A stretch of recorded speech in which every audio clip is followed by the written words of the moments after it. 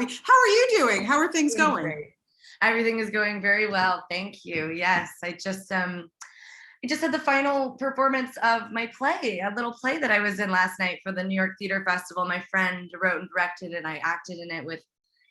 That's my cat. He will It's be okay. It's okay. today. Yeah, it's all good. It's all good. So I'm Oh, feeling that's great. nice. It was very exciting to finish that, and I'd never been on stage before, so That's very bold of you. How did that feel? It must be, it's so different than, being in front of that live audience, obviously, yeah. than making a film. So what was that experience like for you? Whew, I mean, so we only had 3 shows because Yeah. we're part of a festival. So we had a Thursday night, a Saturday matinee, and then a Sunday evening. The first one, I was like, can't do that. Never again. I was just like, the amount of like chemicals releasing in my body at one time was just more than I'd ever experienced. And I like half blacked out, and then like came to in the middle of my line, and I was like, this is so stressful. Then the second one was much lower energy. Okay. We had a one woman show performing before us. It was so heavy.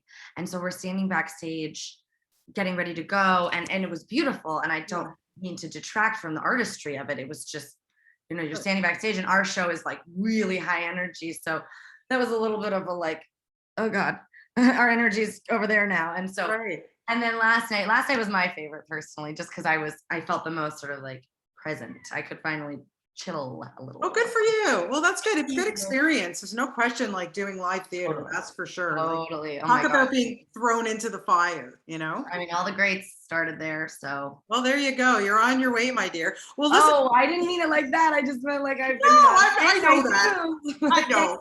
I'll take it. I know. Listen, congratulations on this. You did a great job in Time Now. And I can't even believe it was, oh, there's your cat. I can't even believe that it was your first real like filming experience, and such a large role and everything. Was it a bit scary for you to take this one on? In a word, yes. Wow. It was I think the most daunting part of it all for me was just that Jenny is so different from me. Right. Jenny is very contained and does not wear her heart on her sleeve, and is not particularly emotive or intimate with the people around her. And I am like the opposite. I'm like very responsive, reactive, kind of like emotional person. And so that getting in the head of Jenny was really interesting. And Spencer and Claudia who played Aunt Joan, and who is light of my life. I love her so much. We've developed a really wonderful friendship thanks to this. But we all got on the phone for like 2 months leading up to this. Mm-hmm. So we got to really understand each other and the characters and Spencer's vision, and sort of collaborate on how to bring this story to life in the best possible way. So it was daunting, but I was surrounded by such wonderful people from start to finish, like every single person on the cast, in the crew, whatever, were 10 out of 10, like stars, so driven and dedicated and like kind and patient and invested. And like, it was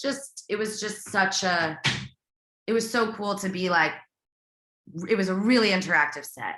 And that's like the dream. So everyone supporting everybody start to finish. And so that was, can't really ask. Spencer and I did an interview together, and he was like, everybody wanted to be there. Which is important. And doesn't always happen. Yeah. So that energy, just that energy alone, where everybody's like, yeah, we're here, is more than, most of us could ever dream of. Yeah. And really at the core of this film too, it's about family. Like what character Jenny goes through, she goes away, she comes back. I don't want to give away too much. But yeah, at the core, it's family. She goes away. Did it make you think about that? It definitely, again, Jenny's so different from me. Sorry, I had to put on Do Not Disturb. I always forget to do that. I've always been, since I was a little girl, I always wanted a really big family. That was just like, I wanted siblings, and I wanted, and I was an only child, and Yeah. it was totally amazing. I didn't even know that a kids table existed at holidays until I was like 8. And I was like, are you kidding? There's a party table? Like, it Right. was so fun.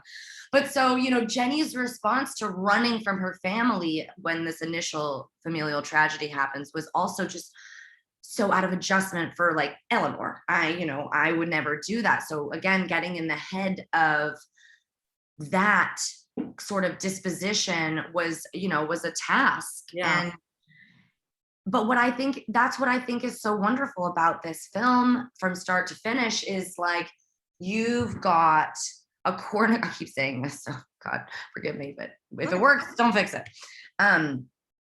A cornucopia of like responses to trauma, Right. and especially in the family.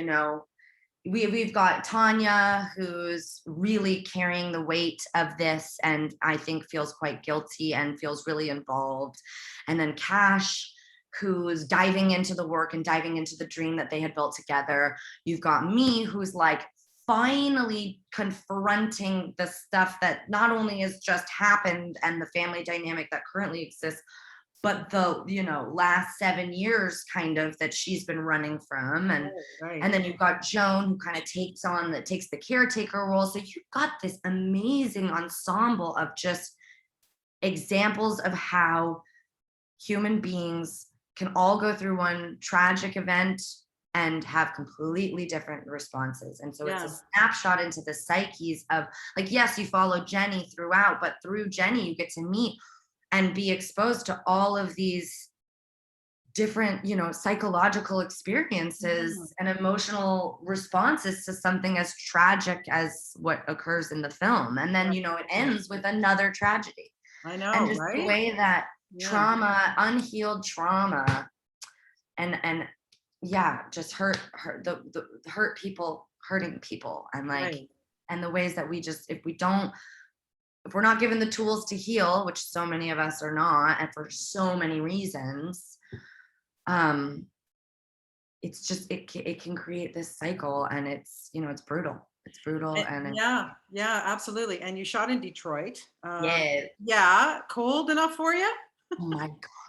I thought, so the day that we did the final scenes of the movie, we did them all in one day, the green dress.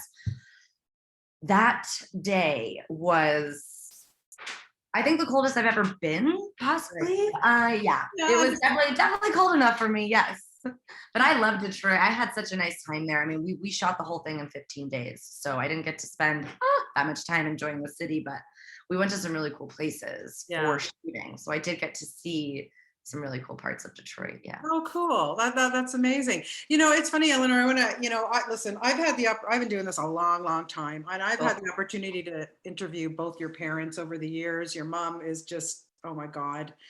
I don't know. She just keeps looking younger and more gorgeous. I know. I'm like, I hope that translates over. Oh, trust me, you've got her genes. Well, both your parents are good-looking people, no question about it. But I always ask this of people who are children of stars, of celebrities. And well, first off, was it always in your wheelhouse, like you were going to be an actor, or did your parents ever sit you down and go, maybe you don't want to do this for a living? That is great. Well, first of all, thank you for the kind words about my wonderful parents. I happen to agree. I'm a bit biased, but Okay. So I appreciate you saying that. Yeah. Acting did not enter my wheelhouse until my early 20s. I was, I think, 23 or 24 when I grew up. Film and acting and movies were very much either whatever my parents are doing when they leave for 3 months. Yeah. Or whatever is going on set. I'm in the makeup room, like getting cat face painted on me. I was like very, right. Or it was unadulterated, unabridged entertainment. Because my dad and I, when he would come to town, what we would do would just go see like the silliest movies we could get our hands on, like Crank 2 and Transformers and just like pure entertainment. Right. So it wasn't until I met my partner, who's also an actor, when I think I was 23. Okay. Or just turned 24. And he would get his sides and he would get a script and he would just disappear into this like world. And I was like, where are you going? What's happening there? And he's like, I got my Interesting. son.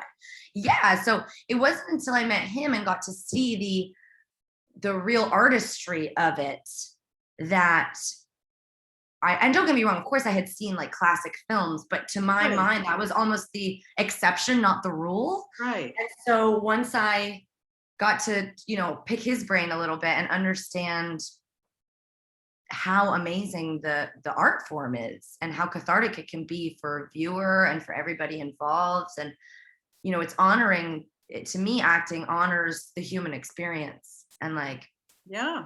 yeah, so it wasn't until much later. And no, my parents are so supportive. They never were like, don't do this or Right. definitely do this. They were very much Whatever you want to do. supportive of me sort of finding my own path, and also aiding me in, getting to a point where I am able to do that, because Yeah. the world asks us to know what we want to do so young. And for some people that's amazing, and they know they want to be a doctor, and they're graduated by 28 and Right. practice, and that's amazing. For And sure. Yeah. but sometimes I'll speak for myself. When I was in university, I studied journalism, and it was awesome, and I'm really glad I did that. But your interests change. We're Those are evolving you. people, Yeah. so No, I hear you. I hear you. But it's funny because you look at your mom who started so young and was, thrown into, like, I mean, to work with people like Sir Laurence Olivier and all that. Like, I can't even imagine the stories you got from her growing up. Like, it's I'm true. in awe of Diane Lane. I got to tell you, just even seeing her now in this series, playing the president of the United States, my God, like, she just keeps getting better and better. What's the best advice that you got from her? Excuse me. Well, it's so funny. I was doing interviews last week, and I got a similar sort of question. I was like, I never really, I haven't leaned on her so much, mostly because my work has been quite minimal. Right. I'm Well, just yeah. getting started.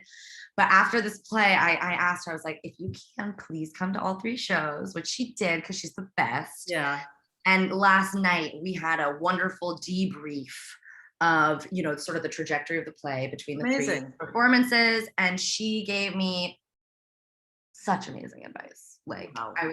I said to her, we were texting about it last night. She was like, I was like, okay, well, you have a new job and it's my acting coach, and I get ready because I'm going to bug the hell out of you now for Oh, everything. And I don't know why.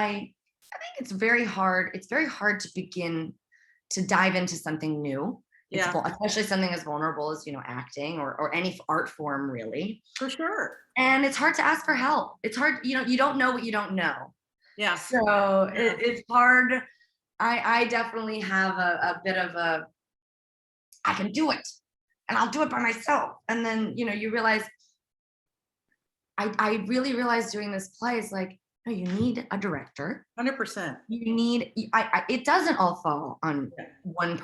any one person's shoulder. Even the lead, it's not falling on their shoulders. There's a Yeah. whole, and I understood that conceptually. I used to model, and I would understand that on set. Like, any one person doesn't show up, the whole thing falls apart.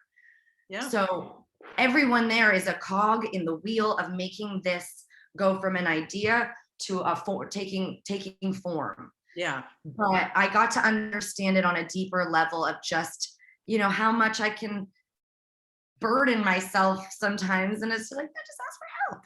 And it's like, you've got the best possible help right there. So, Well, for sure. But look, you've clearly made a point of doing this on your own. Look, you could have called your mom and said, I want to get on, no, I want to know how you stay so humble and so smart. And, because some of these Hollywood kids, honestly, Eleanor, like, you look at some of them and they're like so entitled. And I don't get that from you at all. Like, you've worked very hard to stay away from your famous parents. And I think that that's fabulous. well, thank you very much for saying that. Well, my pleasure. But it's true. Thanks. I really appreciate that. I mean, I think it's just a testament. Both my parents are super grounded, normal people. Yeah. Yeah. And, they've ventured into this career for, various reasons between them. And I just yeah, I guess I'm just really lucky to have been raised by wonderful, wonderful people. And of course, I live a very privileged life. Obviously, I grew up in West LA, and Hollywood is it's a very special bubble out there. And so Yeah. it is, I guess I know what you're saying, I guess, in terms of, falling into, but that's that's something that my mom made sure of, sort of what I was hinting at before. She just made sure that I was 15, 16 before I was fully like exposed to Yeah. all of that Hollywood stuff, because it is so easy to. 100%. Yeah. And she did not ever, we never had like an agreement of like, let me know when you're ready and I'll help you. It was very much a like, you figure out what you want to do, Hmm. and that's awesome. Yeah. And if I can help you, I'll help you. But I never really, I don't know. I Who are never. you? No, I think that's fabulous. I'm very, very impressed. Well, I have to say, it's been a real pleasure having the opportunity to talk to you today. It's so nice to talk to you too. Thank you so You're much. adorable, and I can't wait to see what you do next. But this one, you did a really, really good job. And best of luck to you, Ellen. It was real pleasure having the opportunity to talk to you today. Really appreciate it. Thank you. Really had a great chat. Thanks for such thoughtful questions. Oh, anytime. My pleasure. Have a good afternoon. Be Take well. care. Stay safe. Bye-bye. Bye-bye. Bye.